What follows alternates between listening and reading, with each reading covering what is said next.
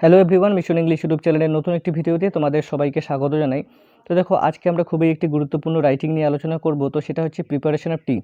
এই রাইটিংটি কিন্তু ক্লাস 9 এবং ক্লাস 10 বিশেষ করে এবারের মাধ্যমিকের জন্য খুবই গুরুত্বপূর্ণ। তো এই রাইটিংটির পিডিএফ লিঙ্ক আমি ডেসক্রিপশন বক্সে দিয়ে দেবো, তোমরা সেখান থেকে কালেক্ট করে নেবে। তো চলো এবার আমরা রাইটিংটি বাংলা অর্থ সহকারে বোঝার চেষ্টা করি। তো দেখো কী বলছে, tea is a favourite hot drink. চা হলো একটা খুবই প্রিয় উষ্ণ পানীয়। It is like by most of the people. এটা প্রায় সব মানুষই পছন্দ করে।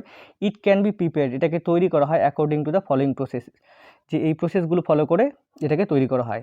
At first required quantity of cold water is taken in a kettle. প্রথমে প্রয়োজন মতো জল নিতে হয় একটা ক্যাটেলের মধ্যে। Then the kettle is placed on a burning oven. তারপর সেই ক্যাটেলটাকে একটা জ্বলন্ত ওভেনের মধ্যে রাখতে হয়। আফটার দ্যাট এরপর the water is boiled until vapour comes out. তারপর জলটাকে বয়েল করতে দিতে হয় যতক্ষণ না পর্যন্ত বাষ্প বেরিয়ে আসে। Then a proper quantity of tea leaf is put in a tea pot. তারপর প্রপার কোয়ান্টিটি অফ মানে প্রয়োজন মতো একটু চা পাতা নিতে হয় একটা টি পটের মধ্যে। দেয়ারআফটার এরপর boiled water is poured in the tea pot. তারপর সেই বয়েল ওয়াটারগুলিকে অর্থাৎ সেই জলগুলিকে উষ্ণ জলগুলিকে টি পটের মধ্যে রাখতে হয়।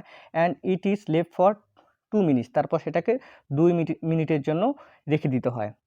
আফটার এরপর sugar and milk are added to it. তারপর এটাতে সুগার এবং মিল্ক অ্যাড করে দিতে হয়। And the whole mixture is stirred with a teaspoon. তারপর সমস্ত মিক্সচারটাকে টিস্পুন দিয়ে অর্থাৎ চামচ দিয়ে নাড়াতে হয়। নাও দ্য টি ইজ রেডি। এখন চা তৈরি। Finally T is poured in a cup. তারপর সেই চাগুলিকে কাপের মধ্যে ভর্তি করা হয় অ্যান্ড সার্ভড এবং সেটাকে পরিবেশন করা হয়। তো তোমরা এই রাইটিংটি করে নেবে। Thank you.